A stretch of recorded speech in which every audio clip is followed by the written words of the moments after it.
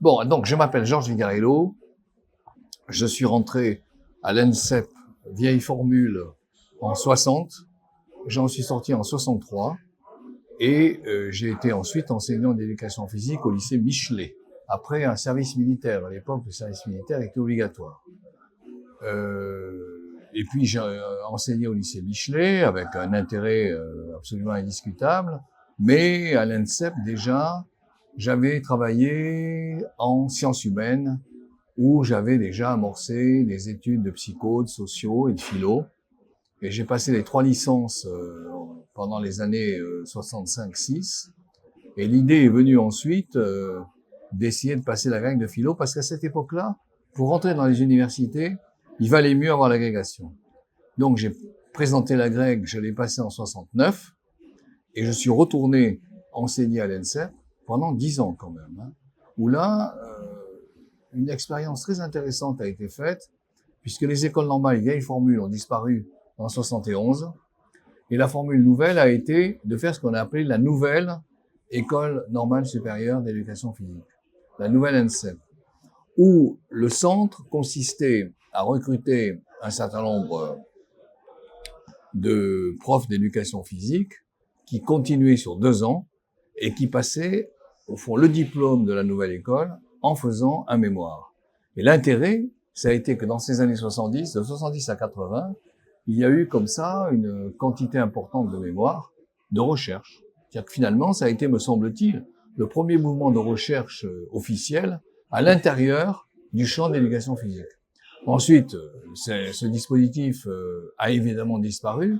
À partir du moment où se sont créées les universités en 81, les STAPS, qui, elles, intégraient bien entendu des mémoires, des maîtrises, etc. Donc là, la recherche s'est poursuivie de manière sans doute plus sérieuse. Mais en tout cas, ce qui s'était fait dans les années 70 doit, à mon avis, être pris en compte. À partir de là, moi, j'ai continué plutôt de travailler sur les thèmes du sport, mais pas exclusivement. En particulier, je travaille sur les techniques. J'ai fait un livre sur l'histoire des techniques dans les années 80, mais mes orientations se sont ouvertes. Et j'ai plutôt travaillé sur la question du corps, avec là, cette fois, plusieurs entreprises qui, à mes yeux, sont relativement importantes, parce que chaque fois, il s'agissait de travailler sur 5 ou 6 ans sur le même sujet. Et donc, j'ai travaillé sur l'histoire de la santé, l'histoire de la beauté, l'histoire de l'obésité. Bref, il y a tout un ensemble de travaux. Et l'histoire de la fatigue aussi, dans ces dernières années. L'histoire de la sensibilité interne, etc. Bon, voilà ce que je peux dire. Avec l'idée qu'il manque, ce sur quoi je suis en train de travailler, et je pense que le livre va sortir bientôt, une sorte de vaste synthèse sur l'histoire du corps. Ce que j'essaie de faire. Voilà. Pour dire en quelques mots. Oui, je pense que Christian Posiello, c'est effectivement un chercheur extrêmement important qui lui aussi est originaire de l'éducation physique formule ENSEP, puisque il était rentré 1 an avant moi et sorti 1 an avant moi, donc 59-62.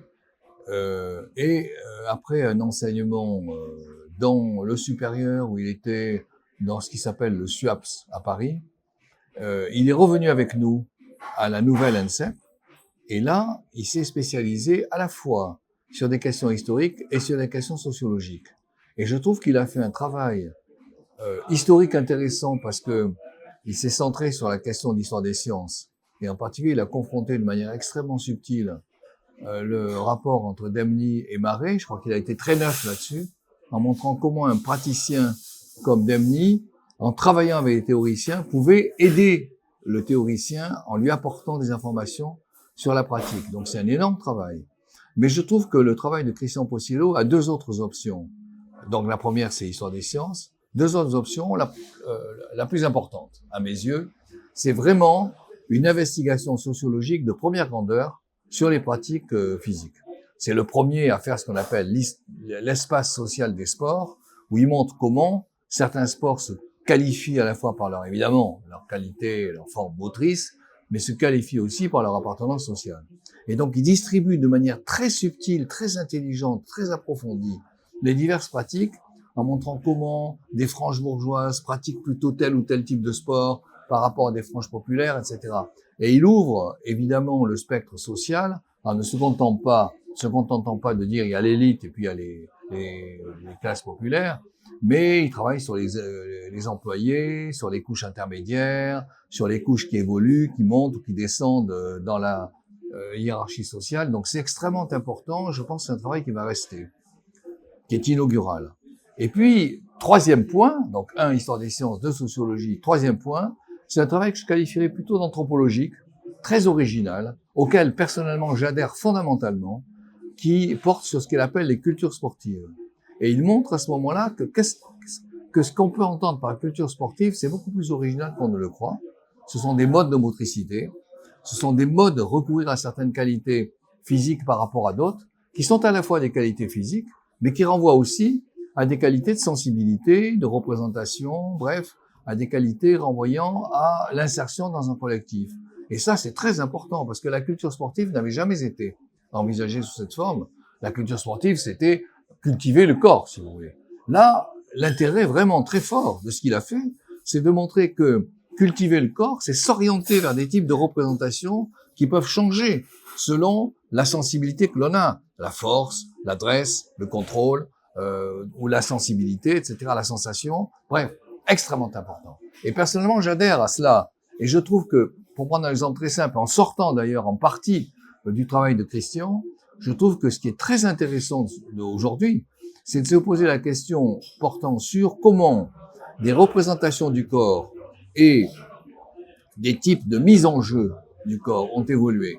Et entre autres, me semble-t-il, il y a un énorme déplacement dans notre histoire, appelons-la culturelle, qui fait que insensiblement, on privilégie par rapport aux grandes qualités classiques qui sont celles de la force, voire celles de la violence, de l'agressivité. On privilégie progressivement le contrôle, la sensibilité, et je trouve que, pour prendre un exemple très simple, tous les jeux nouveaux, le surf, le vol sur lequel Christian a travaillé, le vol libre, les kétis, etc., les freestyle, bon, tout ça renvoie à une manière d'éprouver le corps. Ce thème sur lequel moi j'avais longtemps travaillé et auquel je tiens dans ce livre que j'ai appelé Le sentiment de soi, histoire de la perception du corps.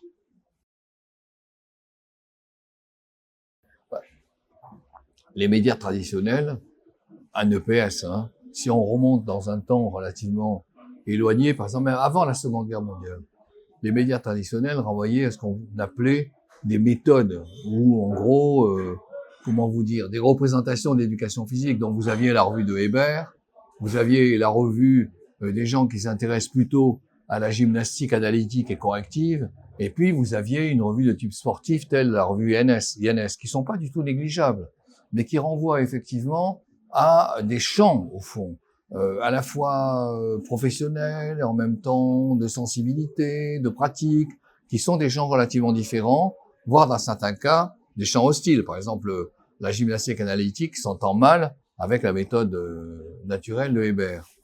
Ensuite, il me semble que dans les milieux que moi j'ai fréquentés, qui sont les milieux de formation des enseignants, c'est quand même la revue EPS qui a largement dominé et qui a su, de manière assez remarquable, qui a su fédérer l'intérêt pour à la fois des pratiques et des appartenances différentes.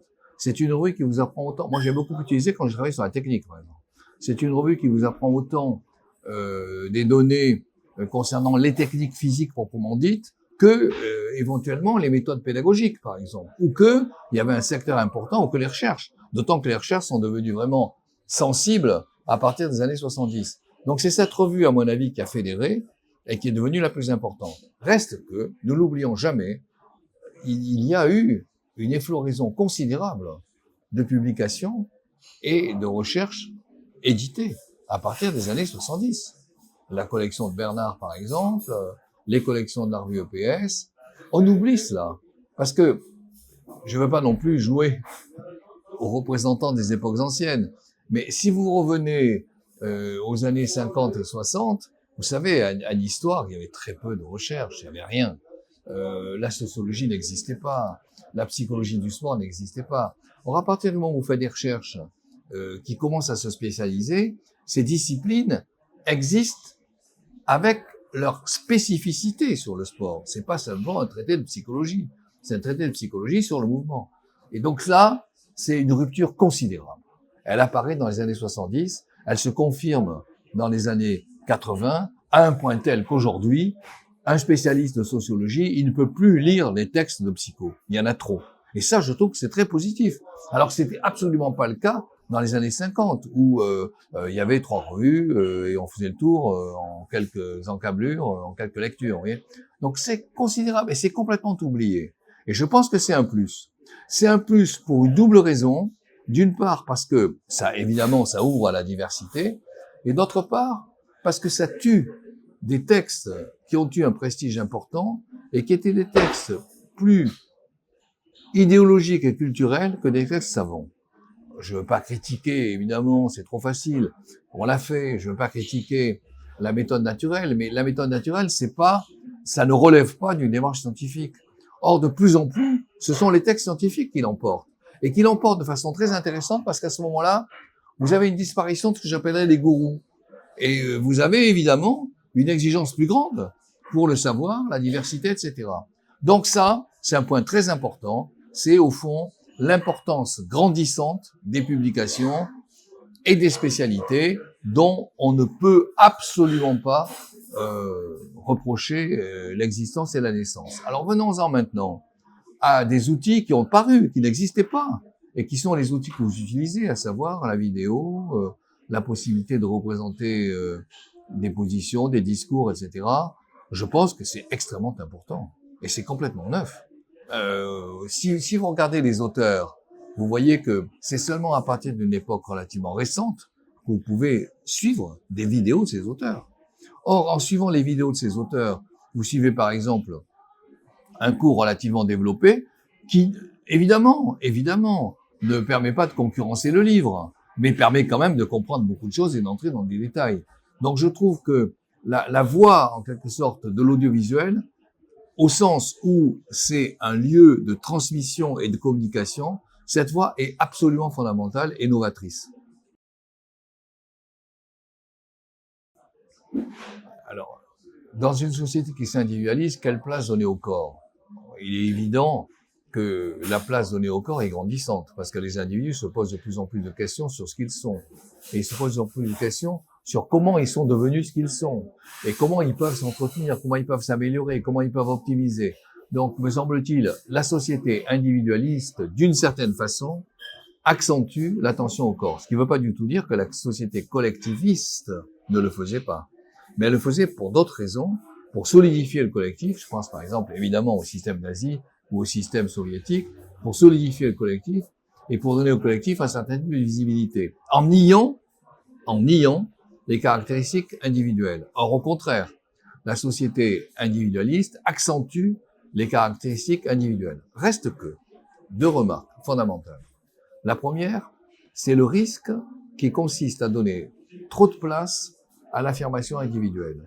Et je trouve par exemple qu'aujourd'hui, ce qu'on appelle le développement humain se donne beaucoup trop de facilité pour dire il suffit de vouloir pour obtenir. Il suffit de résister pour pouvoir solutionner une maladie. On lit ça aujourd'hui. Et c'est lié au triomphe de l'individu. C'est lié au fait qu'il a le sentiment que sa propre force intérieure devient absolument indéracinable, ce qui est évidemment totalement faux.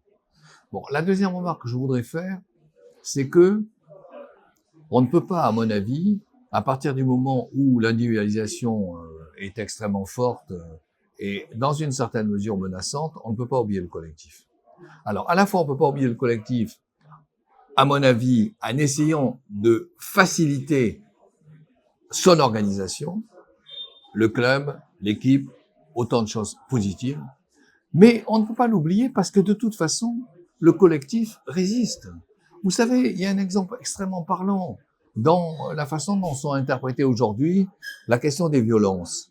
Moi, je me suis beaucoup intéressé, c'est pour ça que la question sur le corps, je l'ai envisagée dans une forme extrêmement large, je me suis beaucoup intéressé aux violences sexuelles. Suivez la manière dont les violences sexuelles sont relevées aujourd'hui. Bien sûr, il y a des réactions individuelles des victimes. Mais, et c'est très important, il y a une réaction collective des victimes.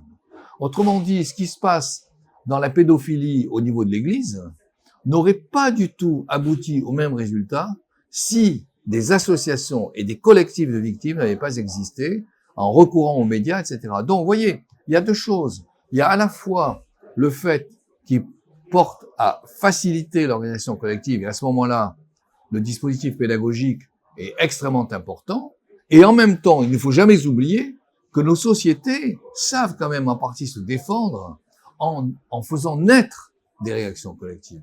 C'est très important, il ne faut jamais les oublier. Alors, est-ce que le professeur d'éducation physique est le seul responsable de l'intérêt pour le corps? Moi, je pense que les spécialisations ont fait que, d'une manière immédiate, le regard porte sur lui. Lorsqu'on s'intéresse à la question corporelle, c'est lui que l'on voit. Qu'est-ce qu'il fait? On va y revenir, parce que ce qu'il fait a aussi changé, me semble-t-il. Et c'est considérablement enrichi. On va y revenir. Mais évidemment, on a tous intérêt à ce que ce mode d'investissement sur le corps s'élargisse. Et alors, je pense, moi, j'ai des amis qui font ça. Je pense, par exemple, que le travail sur le théâtre, c'est un travail extrêmement important. Je pense, par exemple, que la façon dont certains enseignements peuvent faire apparaître des dispositifs corporels, l'histoire, la géographie peut s'intéresser à des cultures corporelles différentes des nôtres. Vous voyez, je crois que indiscutablement, non seulement une diversification est possible, mais elle est souhaitable, et en même temps, me semble-t-il, il commence à y avoir des prises de conscience. Par exemple, le théâtre, ça n'existait pas quand j'étais enfant. Le théâtre dans les lycées, avec un prof qui est responsable du théâtre, c'est considérable. Parce que le théâtre, on oublie toujours, c'est pas seulement la mise en scène du corps, c'est en même temps l'apprentissage d'une sensibilité à l'égard du corps. Comment je suis, comment je me montre, quel effet je produis, c'est d'une richesse considérable. Et c'est souvent, malheureusement, un petit peu éteint, oublié, marginalisé. Alors, est-ce que l'éducation physique, c'est en quelque sorte trop intellectualisé? Ce sont les reproches. Le fameux référent bondissant répété à droite et à gauche pour critiquer les profs de PS. Je pense qu'il faut dire plusieurs choses là-dessus. La première, c'est que il y a quand même une tradition très forte qui consiste à considérer que le prof de PS, c'est vraiment quelqu'un qui est le nez centré sur la pratique et pas sur autre chose. Et donc, de son point de vue, il y a la tentative de se défendre, la tentative de montrer qu'il n'est pas que cela. Et cette tentative, parfois, va un peu à l'excès, parce que c'est une forme, moi j'avais écrit un texte là-dessus il y a longtemps, c'est une forme de revendication scientifique qui peut être une revendication sortant de la légitimité que l'on peut attendre. Mais en même temps, si on regarde un petit peu la manière dont les choses ont évolué, on se rend compte que l'accès à la recherche, l'accès à la réflexion pédagogique, l'accès à la diversification des sources, c'est absolument fondamental. Et le fait de trouver des termes, le fait de trouver des discours qui soient des discours spécifiques, c'est tout aussi fondamental. Alors bien entendu, les excès sont parfaitement possibles. De la même manière qu'il y a un excès dans la façon dont les individus assument de manière de plus en plus individualiste leur corps. Je l'ai dit, j'y reviens. Évidemment. Mais en revanche, ce qui me paraît précieux et fondamental, c'est quand même la part de recherche progressivement gagnée par l'univers de l'éducation physique. Cette part est absolument indispensable. Et je dirais même que, dans une certaine mesure, cette part mérite d'être accentuée et mérite d'être diversifiée. Ce que je regrette dans le monde de l'éducation physique tel que je le connais, dans le monde des STAPS en particulier, c'est que, moi j'ai vu l'évolution, c'est que la place de la physiologie, qui est indispensable évidemment, personne ne va nier la nécessité de connaître le fonctionnement d'un muscle ou d'un nerf. La place de la physiologie, malheureusement, a grandi à un point tel qu'elle tend à minorer la place des sciences humaines. Or, Dieu sait si les sciences humaines nous apprennent immensément de choses sur la pratique. La psychologie, la sociologie, même l'histoire. L'histoire dans la façon dont elle nous apprend comment les corps se sont transformés, comment les représentations du corps ont bougé, nous sensibilise à la manière même dont nous représentons le corps aujourd'hui. Donc ces disciplines-là, qui sont en fait un petit peu minorées aujourd'hui, alors qu'elles ne l'étaient pas au début, parce que seuls les docteurs étaient issus des sciences humaines, ce qui a changé ensuite. Ces disciplines-là devraient indiscutablement gagner en autorité et en présence, ce qui n'est pas vraiment le cas. Alors, moi, je commencerai par évoquer les jeux proprement dits.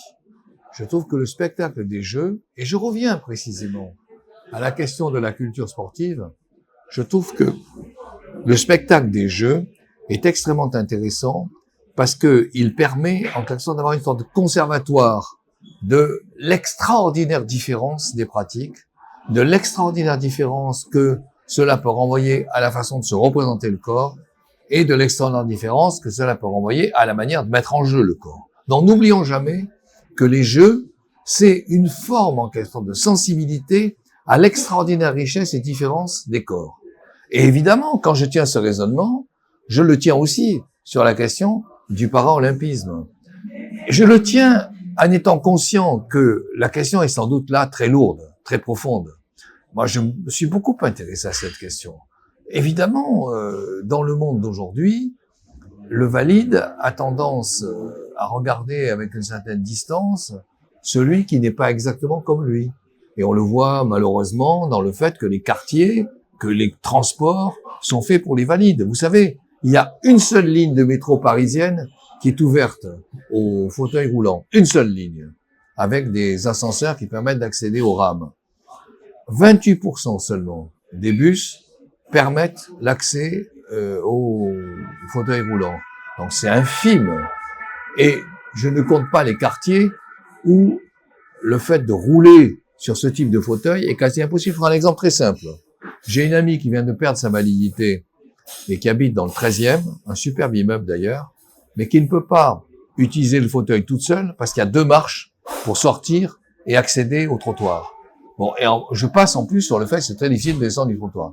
Donc, à la fois, revenons à ce que nous disions, à la fois, le paralympisme nous permet de nous sensibiliser à la différence et d'accepter une différence qui, spontanément, nous renvoie à de l'incapacité. Alors que l'invalide, lui, ne ressent pas nécessairement cette incapacité. L'invalide, lui, il a le sentiment qu'il fonctionne avec ce qu'il est en mesure de faire. C'est très important, ça. Parce que la sensibilité intérieure d'un invalide n'est pas du tout, je dis invalide, je devrais pas dire d'ailleurs, celui qui a un handicap n'est pas du tout la même que la sensibilité de celui qui ne l'a pas. Et ça, c'est très important. Mais en plus, donc très bien, ouverture, etc. Mais en plus, il faut qu'il y ait, peut-être les jeux aideront-ils à ce type de dispositif, mais il faut qu'il y ait une reprise en compte radicale de l'aménagement des lieux. J'ajoute une chose qui me paraît importante concernant la question du handicap.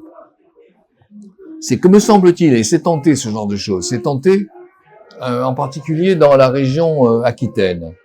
Me semble-t-il, on peut trouver un intérêt à faire en sorte que les clubs deviennent à la fois des clubs, disons, de sport classique et de sport handicap. De façon à ce que, dans l'entraînement, sur le terrain, les gens différents puissent se confronter. Et également, les entraîneurs s'orientant vers des pratiques différentes puissent se confronter. Ça me paraît fondamental. Je pense que l'expérience aquitaine est intéressante. À mon avis, elle devait être développée et sans doute élargie. Alors, est-ce que le dopage est incontournable en fonction de l'importance croissante attribuée à la performance et en plus au fait que les performances non pas aboutissent à l'impossible, mais aboutissent à la difficulté de les améliorer de manière relativement sensible. Est-ce que le dopage est incontournable? J'ai le plus grand mal à répondre. Je crois qu'il faut bien s'entendre sur ce qu'est le dopage. Le dopage, c'est pas simplement le fait d'améliorer ses performances. Sinon, la vitamine C ou je ne sais quel type de stimulant non nocif ne poserait pas de problème. La question du dopage, c'est que il ne se définit qu'à partir du moment où le recours à certains produits devient un recours dangereux. Sinon, la question ne se poserait pas. Alors, quel problème cela pose-t-il? J'avais beaucoup travaillé là-dessus et je trouve que c'est assez fondamental comme question. Quel problème cela pose-t-il? Ça pose tout simplement un problème de santé publique. Ça pose un problème de santé publique à l'égard duquel l'État est responsable et pas simplement le club sportif ou la fédération. C'est l'État qui est en charge de préserver la santé des citoyens. C'est lui qui est en charge. Donc c'est lui qui doit parvenir à faire en sorte que les gens ne prennent pas des produits qui les mettent en danger. Regardez bien l'État, il réagit plus ou moins bien, mais en gros, plutôt bien, à l'égard de la cigarette. On voit très bien qu'aujourd'hui, la cigarette, c'est un danger terrible sur la création des cancers. Il prend en charge cela. Je pense qu'il faut qu'il prenne en charge beaucoup plus que les fédérations. Ça, c'est une ligne, hein. Beaucoup plus que les fédérations. Il faut qu'ils prennent en charge la défense contre le dopage. Mais j'ajoute que ça ne doit pas, du coup, donner le sentiment que les performances deviennent impossibles. Il y a quand même deux choses qui jouent un rôle dans ce genre de problème. D'une part, l'amélioration des enseignements, qui peut toujours améliorer, qui peut toujours s'accentuer. Et d'autre part, l'amélioration de l'évaluation. Quand vous regardez la façon dont le 100 mètres a été évalué, vous voyez que pendant longtemps, il était évalué en secondes, ensuite en cinquième et ensuite en dixième de seconde. Et aujourd'hui, c'est en centième. Donc, ça donne une marge. Ne l'oublions jamais. Le problème de l'égalité des chances, c'est un problème infiniment plus important qu'on ne le croit. Parce que c'est ce qui est excitant dans le phénomène sportif. Moi, j'ai toujours dit depuis longtemps, peut-être pas depuis toujours, mais en tout cas depuis longtemps, j'ai toujours dit que ce qui séduit dans le phénomène sportif, c'est qu'il renvoie à un modèle idéalisé de nos sociétés, qui sont des sociétés démocratiques, où apparemment les individus sont mis exactement au même niveau de possibilités, et enfin au même niveau d'attente, plutôt d'attente. Et c'est ensuite les possibilités de chacun, le travail, l'entraînement, le mental, l'énergie qui fait la différence. Ce qui entraîne d'ailleurs, ne l'oublions jamais, le fait qu'une des séductions du phénomène sportif passe par là. Il séduit parce qu'il semble traduire de manière idéalisée nos propres modèles. Pourquoi idéaliser? Parce qu'il y a immédiatement le chiffre, parce qu'il y a immédiatement l'arbitrage, parce qu'il y a immédiatement la performance. Et donc, ça fait partie de l'excitation. C'est pas la seule raison. Comme vous le disiez aussi, l'excitation, c'est en même temps le live, la concurrence, l'affrontement immédiat. L'excitation, c'est aussi l'histoire que les sportifs peuvent porter avec eux. C'est aussi la manière dont les individus se sentent représentés par le sportif, etc. Il y a beaucoup de raisons. Mais en tout cas, le phénomène démocratique est absolument fondamental. Et la tentative de mettre les gens au même niveau est absolument fondamentale. Et sans doute, dans la situation sportive, c'est peut-être le lieu où cette mise à niveau est le plus transparent, avec, bien entendu, tous les risques, à savoir la triche, l'argent, le dopage, la technique, etc., bien entendu. Et ces triches, pour dire le mot de manière générique, ne peuvent s'accentuer qu'à partir du moment où le sport prend de plus en plus d'importance et où les enjeux sont de plus marqués. Une médaille olympique, vous voyez à quel point c'est important dans la façon dont une nation se représente. Donc bien sûr, du coup, la tentative d'utiliser des passe-droits est extraordinairement tentante. Et c'est pas le dopage n'est pas le seul problème. La violence l'est aussi, la corruption l'est aussi. Mais là encore, à mon sens, il n'y a jamais de solution idéale. La société a toujours des failles, bien entendu. Il n'y a jamais de solution idéale. Mais à mon sens, je pense que l'institution publique devrait s'investir davantage sur sa responsabilité par rapport à la pratique. Et moi, j'aimerais beaucoup, je change un peu de sujet, mais j'aimerais beaucoup qu'il y ait précisément en fonction d'une prise en responsabilité de la puissance publique, qu'il y ait un droit au sport. À ce moment-là, les individus seraient encore plus, je dirais, engagés et sensibles avec le soutien à l'égard de gens qui ont du mal à avoir un matériel, etc., ou des espaces, bref. Donc ça, vous voyez, il y a un immense progrès encore à faire, mais on ne peut pas, ça c'est impossible, on ne peut pas accepter la question du dopage ou de la corruption, c'est impossible.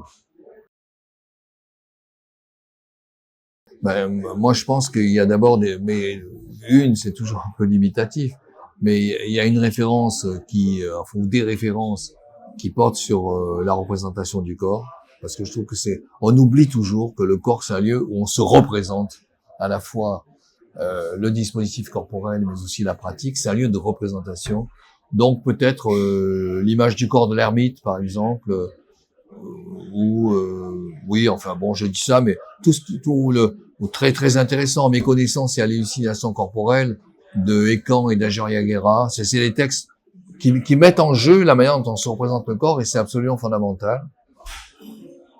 Concernant les questions culturelles, sociales, etc., je trouve que la façon dont Bromberger a montré l'investissement sur le match de foot, c'est un magnifique livre. Le match de football, Christian Bromberger. Et puis on parlait de Christian Possiello. Je crois que son livre Sport et Société, c'est très illustratif. Alors il faudrait un livre d'histoire.